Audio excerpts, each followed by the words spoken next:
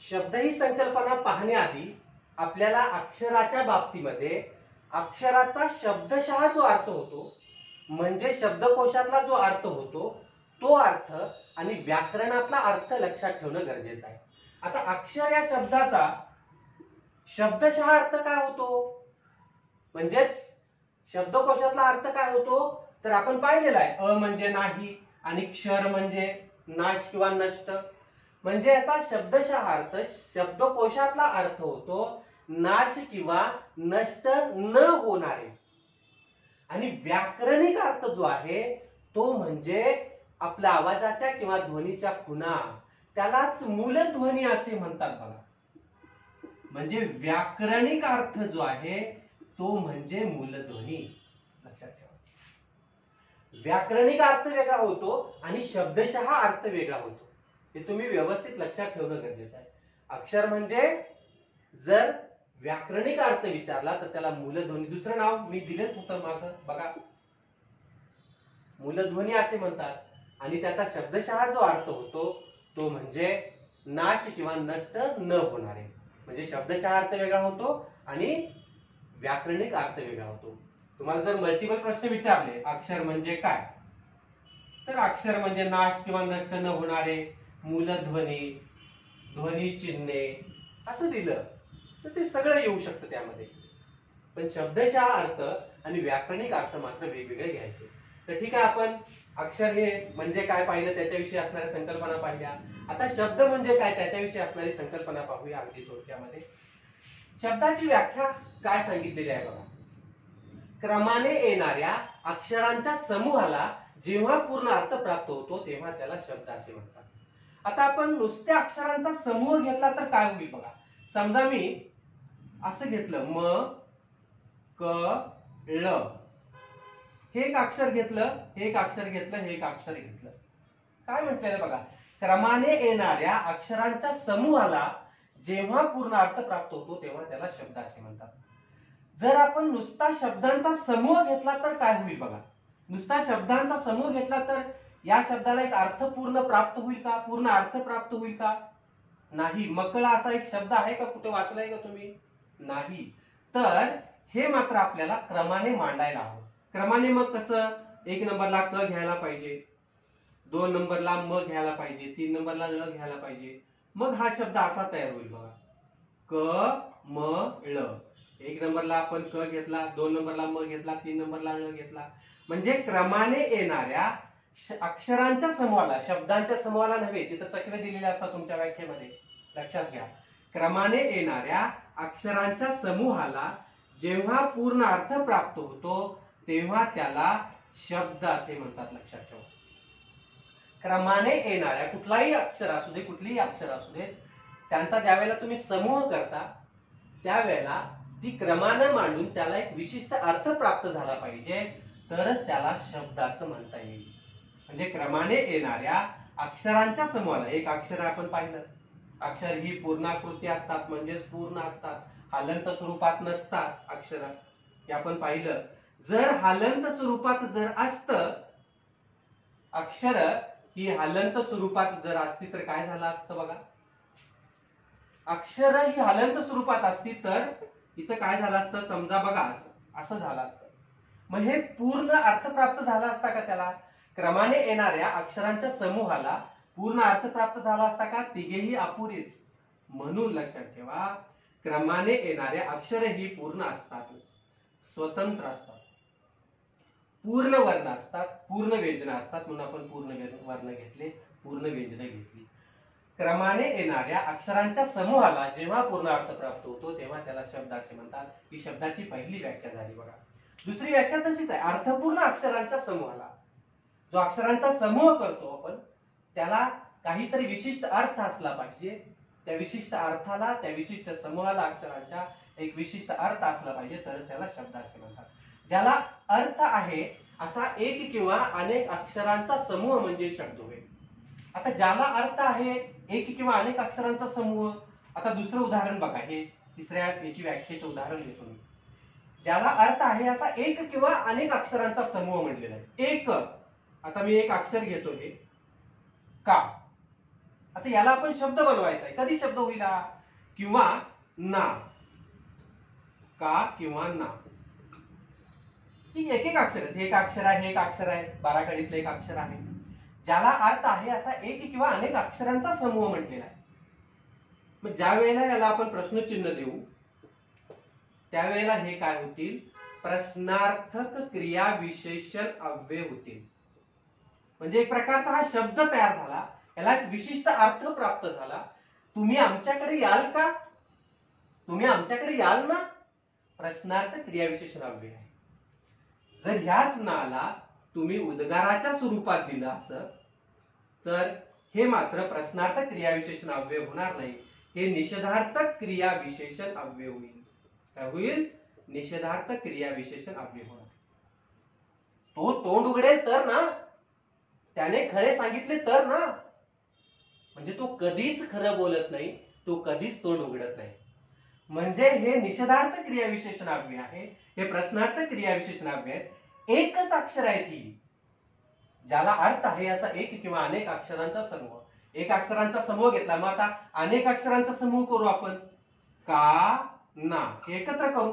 काना, द ला एक काना. काना म्हणजे काय? व्याकरण दृष्ट्या शब्दशः अर्थ काय होईल त्याचा? काना म्हणजे आपण दंडक. द ला एक काना दा, परत द ला एक काना दा, दादा शब्द झाला त्या. हे जर एकत्र केलं, एक किंवा अनेक अक्षरांचा समूह केला. आता काना, कान्हा नव्हे काना, आपण या द ला काना दिला, त्यामुळे त्या अक्षरांच्या समूहाला आपण काय म्हटलं? शब्द. ज्याला अर्थ आहे, मात्र नुसता अक्षरांचा समूह घेऊन चालणार नाही, तर त्याला अर्थ असला पाहिजे काहीतरी. काना या शब्दाला काहीतरी अर्थ आहे, दादा या शब्दाला काहीतरी अर्थ आहे, म्हणून म्हटलेलं आहे ज्याला अर्थ आहे असा एक किंवा अनेक अक्षरांचा समूह म्हणजे शब्द होईल. पुढची व्याख्या बघा. सलगपणे किंवा ओघवतेपणाने उच्चारल्या जाणाऱ्या अर्थपूर्ण अक्षर समूहाला किंवा ध्वनी समूहाला शब्द असे म्हणतात. आता सलगपणे किंवा ओघवतेपणाने म्हटले म्हणजे काय? आपण जे वर्ण उच्चारतो किंवा शब्द उच्चारतो, ते जे अक्षर उच्चारतो ती ओघवतेपणाने आपल्या मुखातून बाहेर आली पाहिजे, सलगपणाने बाहेर आली पाहिजेत. फ्लुएंटली, इंग्लिशमध्ये त्याला फ्लुएंटली म्हणतात, तर ती फ्लुएंटली बाहेर आली पाहिजेत, तरच त्याला काय म्हणायचं? त्या अक्षर समूहाला किंवा ध्वनी समूहाला शब्द असं म्हणायचं. असं म्हणून चालेल. समजा मी असं म्हटलं, दा दा ने म ला पे रु दी ला. आता याला ओघवतं म्हणायचं का? सलगपणे म्हणायचं का? नाही. तर दादाने मला एक पेरू दिला, हे सलगपणे झालं, हे ओघवतेपणा झालं, फ्लुएंटली झालं. उच्चारला जाणारा जो अर्थपूर्ण शब्द समूह आहे, सॉरी अर्थपूर्ण अक्षर समूह आहे किंवा ध्वनी समूह जो असतो त्याला शब्द असे म्हणतात. लक्षात ठेवा, या 4 व्याख्या खूप गरजेच्या आहेत. परीक्षेला तुम्हाला विचारण्याची शक्यता दाट आहे. पहिली व्याख्या आहे, क्रमाने येणाऱ्या अक्षरांच्या समूहाला जेव्हा पूर्ण अर्थ प्राप्त होतो तेव्हा त्याला शब्द असे म्हणतात. अक्षराची आपण व्याख्या काय पाहिली होती बघा? आपल्या आवाजाच्या किंवा ध्वनीच्या खुणा, त्यांनाच ध्वनी चिन्हे असेही म्हणतात, त्यांना अक्षर असं म्हटलं होतं. आणि याच्यावरच आधारित, या अक्षरावरच आधारित शब्दाची व्याख्या आहे, क्रमाने येणाऱ्या अक्षरांच्या समूहाला जेव्हा पूर्ण अर्थ प्राप्त होतो तेव्हा त्याला शब्द असे म्हणतात. आणि दुसरी व्याख्या आहे, अर्थपूर्ण अक्षरांच्या समूहाला शब्द असे म्हणतात. तिसरी व्याख्या पाहिली आपण की ज्याला अर्थ आहे असा एक किंवा अनेक अक्षरांचा समूह म्हणजे शब्द होय. किंवा सलगपणे किंवा ओघवतेपणाने, सलगपणे किंवा ओघवतेपणाने उच्चारल्या जाणाऱ्या अर्थपूर्ण अक्षर समूहाला शब्द असं म्हणायचं. आता याच्यावर आधारित टिप आहेत बघा. टिप क्रमांक 1 काय सांगितलेलं, हे परीक्षेला तुम्हाला मल्टिपल प्रश्नाला, क्वेश्चनला तुम्हाला येऊ शकते. बहुपर्यायी प्रश्न आता अलीकडे यायला लागलेले आहेत. आणि मग 1 2 3 4 अशा प्रकारचे 5 6 6 ओळी सुद्धा दिलेल्या असतात. आणि गटात न बसणारा क्रम ओळखा किंवा गटात न बसणारा शब्द ओळखा, हे ओळखा, वाक्य ओळखा किंवा अचूक विधाने ओळखा, असे प्रकारचे प्रश्न तुम्हाला अलीकडे विचारायला लागलेले आहेत. सरळ सेवेला किंवा पोलीस भरती वगैरे जे आहे, तलाठीला वगैरे, ते 1 लाईन सेंटेन्स असतात, क्वेश्चन्स असतात त्याच्यामध्ये. म्हणजे एकच सरळ सरळ प्रश्न दिलेला असतो एकाच ओळीमध्ये आणि त्याची उत्तर सुद्धा 4 पर्यायात असतात. तसं एमपीएससीला, राज्यसेवेला किंवा इतर ज्या एमपीएससीच्या इतर पीएसआय असिस्टंट कंबाईन म्हणा किंवा क्लार्कच्या वगैरे त्या ज्या परीक्षा आहेत त्यांना मात्र थोडंसं आता हे स्वरूप बदललेलं आहे, मल्टिलायझेशन आलेलं आहे, बहुविध पर्याय प्रश्न आलेले आहेत. तर हे सगळं पाहणं गरजेचं आहे. मी एवढंच घेतलं असतं आणि सोडून दिलं असतं तर पुढे तुम्हाला मात्र ते खूप संकल्पना अवघड गेली असती. तर आपण टिपा सुद्धा पाहणं गरजेचं आहे. बघा काय सांगितलेलं आहे बघा, शब्द हा केवळ नाद अर्थात ध्वन्यात्मक आणि वर्णनात्मक अर्थात अक्षरबद्ध अशा दोन्ही स्वरूपाचा असतो. शब्द हा केवळ नाद अर्थात ध्वन्यात्मक, मी म्हटलं की ध्वनी काढला जातो शब्दानं, काना ध्वनी, केवळ नाद, त्यामध्ये काहीतरी नाद असतो, ध्वनी असतो, आणि वर्णनात्मक अर्थात अक्षरबद्ध केलेलं असतं. हे अक्षरबद्ध आपण नाही केलं तर तो शब्द होणार नाही. म्हणून शब्द हा दोन्ही स्वरूपाचा असतो, केवळ नाद अर्थात ध्वन्यात्मक किंवा वर्णनात्मक अर्थात त्याला दुसरं नाव आहे अक्षरबद्ध. त्या दोन्ही स्वरूपाचा शब्द असतो. शब्द अक्षरे आणि जोडाक्षरे यांनी बनतात. काय म्हटलेलं बघा, शब्द अक्षरे आणि जोडाक्षरे यांनी बनतात. आता जोडाक्षरे हा भाग मी पुढे तुम्हाला पुढच्या व्हिडिओमध्ये सांगणारच आहे, ते दिसणारच आहे तुम्हाला. शब्द अक्षरे, अक्षरांनी शब्द बनतात, पण अर्थपूर्ण अक्षरांच्या समूहाला आपण शब्द म्हणतो. अर्थपूर्ण अक्षरांचा समूह घेऊनच शब्द बनवतो. म्हणजे शब्द अक्षरे आणि जोडाक्षरे यांनी बनतात. मग काही वेळेला जोडाक्षरे सुद्धा असतात. जोडाक्षरे कुठली, आता समजा मी म्हटलं की कष्ट असं शब्द आहे. कष्ट या शब्दामध्ये एक जोडाक्षरे आहे, जोडून आलेलं अक्षर. आता हे मी जोडून दिले म्हणून, तर काही वेळेला न दिसणारे शब्द सुद्धा जोडाक्षर असू शकतात. आता संत हा जो शब्द आहे हा एक शब्द आहे, अर्थपूर्ण आहे. याच्यामध्ये अशा प्रकारचं जोडून आलेलं अक्षर तुम्हाला कुठं दिसत नाही. किंवा दुसरा एखादा शब्द, समजा मी तज्ञ असा शब्द घेतला, तर हे दिसत नाही तुम्हाला यामध्ये की जोडून आलेलं जोडाक्षर कुठं आहे. मला शब्द म्हणायचं का, शब्द अक्षरांनी जोडाक्षरांनी मिळून बनलेले असतात असं म्हटलेलं आहे. पण हे संत असेल, तज्ञ असेल किंवा कष्ट, हे सगळे जोडाक्षर आहेत. ते जोडाक्षर कशा पद्धतीचे आहेत, याच्या पाठीमागं मग काय कार्यमीमांसा आहे किंवा याच्या पाठीमागं काय कारण आहे, असं शब्द याला जोडाक्षरच का म्हणायचं, ते सगळं आपण जोडाक्षर या भागामध्ये अत्यंत बारकाईने समजून घेऊन सांगणार आहे मी तुम्हाला. तेही तुम्ही पहा नंतर. तिसरी टीप जी आहे बघा, अक्षरे ही शब्दांची प्रथमोपस्थित संघटक असतात. अक्षरे ही शब्दांची प्रथमोपस्थित संघटक असतात.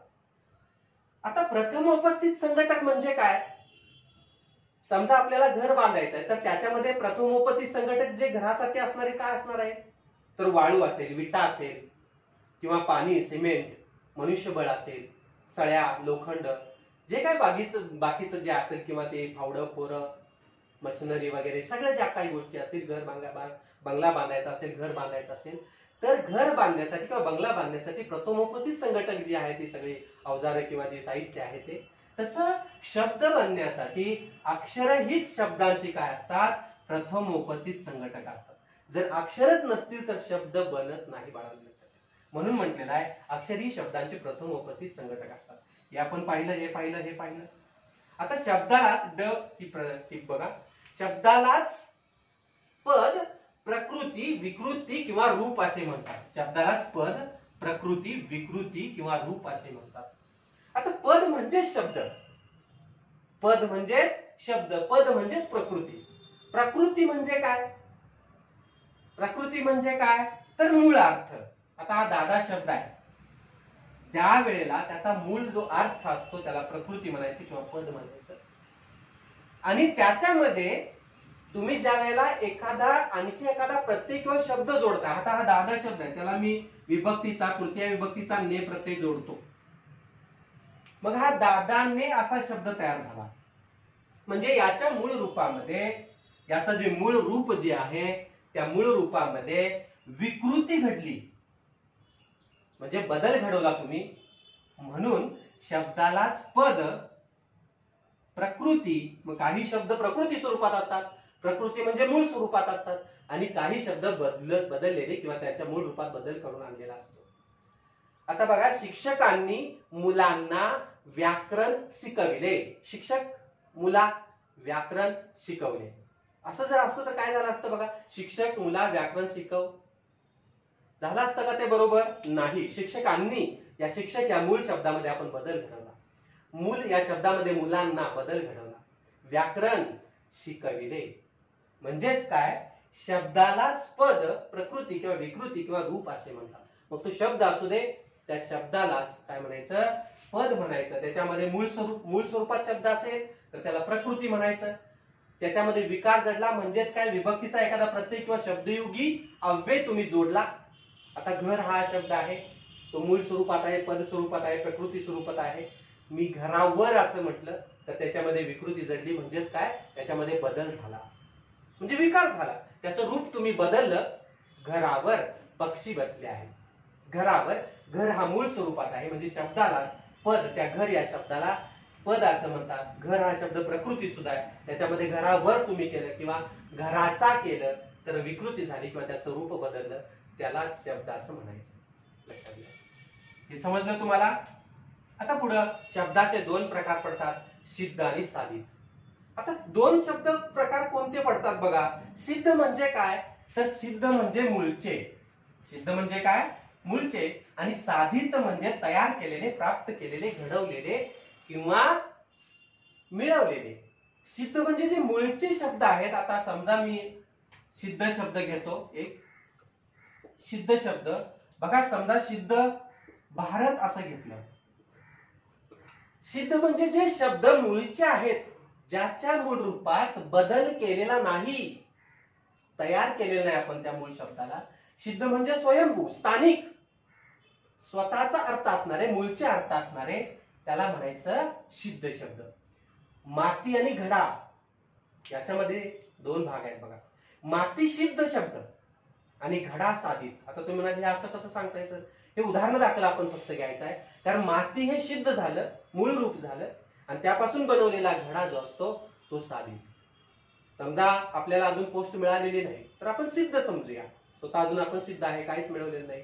आणि एखाद्यानं पोस्ट मिळवली तर आपण काय म्हणतो, साधलंच गड्या. साधलंच गड्या म्हणजे काय, त्यानं काहीतरी मिळवलं, प्राप्त केलं, घडवलं, घडला तो. आणि आपण मात्र समजा 1-2 मार्कांना नापास झालो तर आपण सिद्ध स्वरूपात, म्हणजे जे मूळ स्वरूपात असतात त्यांना सिद्ध म्हणायचं. आणि जे साधित म्हणजे जे तुम्ही तयार करता, ज्या शब्दाला घडवता, त्याला साधित म्हणायचं. साधित म्हणजे साधलेले. आता मी साधित शब्द तयार करतो बघा. हा सिद्ध झाला आणि हा साधित कसा होतो बघा. साधितला पहिलीच वेलांटी काय येते ते मी तुम्हाला नंतर शुद्धलेखन या भागामध्ये सांगणार आहे. भारतीय हा शब्द झाला. भारत हा सिद्ध आणि भारतीय हा काय झाला, साधित झाला. म्हणजे शब्दाचे जे दोन प्रकार पडतात, सिद्ध आणि साधित, ते फक्त आपण एक एक उदाहरण घेऊन काय केलेलं आहे समजून सांगितलं. पुढे ताण तुम्हाला सिद्ध व साधित शब्दाचे जे प्रकार असतात तेही सगळं पाहायला मिळणार आहे. आता शेवटची जी टीप आहे ती बघा. शब्दाला दोन प्रकारे अर्थ प्राप्त होतात. आता दोन प्रकारे कोणते अर्थ प्राप्त होतात आपण ते पाहूया. कोणते अर्थ प्राप्त होतात बघा. रूढीने किंवा परंपरेने, आणि दुसरा आहे व्युत्पत्तीने. शब्दाला दोन प्रकारे अर्थ प्राप्त होतात, एक रूढीने म्हणजेच परंपरेने, आणि दुसरा आहे व्युत्पत्तीने. आता रूढीने किंवा परंपरेने म्हणजे काय, रूढी परंपरा ज्या असतात, चालत आलेले जे असतात त्यातून. आता तिथं मी दिलेला आहे बघा, कमळ हा शब्द दिलेला आहे. कमळ या शब्दाला रूढीने अर्थ काय प्राप्त झालेला आहे, तर ते एक फूल आहे. ते काय आहे, एक फूल आहे, फूल. एवढाच अर्थ त्याला आपण प्राप्त करून दिलेला आहे. म्हणजे रूढीने किंवा परंपरेने त्याला एक अर्थ प्राप्त झालेला आहे, ते फूल आहे असं. आता व्युत्पत्तीने त्याचा अर्थ काय या कमळाचा होतो, तर पंकज असा होतो. अनेक अर्थ आहेत त्याचे, कमळाचे अनेक अर्थ आहेत. पंकज आहे, अंबुज आहे, नीरज आहे, सरोज आहे, अरविंद आहे, पद्मज आहे. ज म्हणजे काय लक्षात ठेवा, ज हा काय आहे, प्रत्यय घटित शब्द आहे. त्याला तुम्ही सफिक्स असं इंग्लिश मध्ये म्हणता. शब्दाचा हा एक शब्द आहे बघा, पंक म्हणजे त्याचा अर्थ होतो चिखल. या पंक या शब्दाला तुम्ही नंतर काय लावलेला, एक उपसर्ग लावले, सॉरी एक प्रत्यय घटित शब्द लावलेला आहे. ज त्याचा अर्थ होतो जन्मणारे. त्याचा अर्थ काय होतो, जन्मणारे. पंकज पंकात जन्मणारे, आत्मज आत्म्यापासून जन्मणारे, मनुज मानवी वंशात जन्मणारे, अनुज अनु म्हणजे नंतर जन्मणारे. अनुजा ज्या पण नाव असते, मुलीचं नाव, अनुज मुलाचं नाव असते, मोठा भाऊ असेल किंवा मोठी बहीण असेल त्याच्यानंतर जन्मलेला असेल. अनुज म्हणजे नंतर जन्मलेला.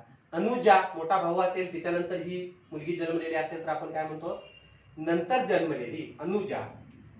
पद्मज, पद्म म्हणजे काय, पद्म म्हणजे फूल, पाकळ्या असणार. नीरज, नीर म्हणजे पाणी, पाण्यात जन्मणारे. मग पंकज हा जो आहे तो व्युत्पत्तीने अर्थ मिळाला. आता मग पंकज कोणकोणते आहेत? चिखलात जन्मणारे. कमळ सुद्धा आहे, बेडूक सुद्धा आहे, काही जलचर प्राणी सुद्धा पंकज म्हणून आपण त्यांना वर्तवू शकतो. म्हणजे शब्दाला दोन प्रकारे अर्थ प्राप्त होतात. या शब्दाला दोन प्रकारे अर्थ आहे. कमळ म्हणजे एक फूल पण आहे अर्थ, आणि दुसरा अर्थ आहे कमळ म्हणजे पंकज. मग ते कधी अर्थ कसे कसे प्राप्त होतात? तर हा अर्थ आपण रूढीने घेतला किंवा परंपरेने घेतला, आणि हा अर्थ व्युत्पत्तीने. आता व्युत्पत्ती म्हणजे काय? तर निर्मिती केलेले, निर्मित झालेले, उत्पन्न झालेले, त्याला उत्पत्तीने असं म्हणायचं. उत्पन्न म्हणजे उत्पन्न झालेले किंवा त्या मूळच्या शब्दापासून काय उत्पन्न झालेलं आहे त्या उत्पत्तीला किंवा त्या शब्दाला व्युत्पत्ती असं म्हणतात. उत्पत्ती असंही म्हणतात मानसशास्त्रामध्ये, आणि मराठी व्याकरण दृष्ट्यामध्ये व्युत्पत्ती असं म्हणतात. तर लक्षात ठेवा, ही चौथी टीप आहे. काय काय म्हटलेलं आहे बघा. शब्द हे केवळ नाद किंवा अर्थात ध्वन्यात्मक किंवा वर्णनात्मक अर्थात अक्षरबद्ध अशा दोन्ही स्वरूपाचा असतो. दुसरा आहे शब्द अक्षरे आणि जोडाक्षरे यांनी बनतात. तिसरा आहे अक्षरे ही शब्दांचे प्रथम उपस्थित संघटक असतात. शब्दालाच पद, प्रकृती किंवा विकृती किंवा रूप असे म्हणतात. शब्दाचे दोन प्रकार पडतात, एक सिद्ध आणि साधित. पुढे आणि तुम्हाला पाहायचंच आहे सिद्ध आणि साधित शब्दाचे प्रकार. सिद्ध शब्दांचे 4 प्रकार आहेत, तत्सम, तद्भव, देशी आणि परभाषीय. साधित शब्दाचे परत प्रकार आहेत, उपसर्ग घटित, प्रत्यय घटित, अभ्यस्त आणि सामासिक. तिकडे 4 इकडे 4 असे ते शब्दांचे ह्याच्यामध्ये प्रकरण आहे. ते त्याच्यामध्ये आणि तुम्हाला पाहायचं आहे डीपमध्ये खोलात जाऊन सखोलतेनं. शब्दाला दोन प्रकारे अर्थ प्राप्त जे होतात रूढीने आणि परंपरेने हे पाहिलं, आणि एकूण 4 व्याख्या जे आहेत ते पाहिलेलं आहे. आता या भागामध्ये अक्षर आणि शब्द आपण पाहणार आहोत. पुढच्या भागामध्ये आपण काय पाहणार आहोत? वाक्य आणि वर्ण, वर्णाचे जे 4 जे आहेत अर्थ आहेत ते सुद्धा, मूलध्वनी म्हणजे काय ते सुद्धा आपण पाहणार आहोत. धन्यवाद.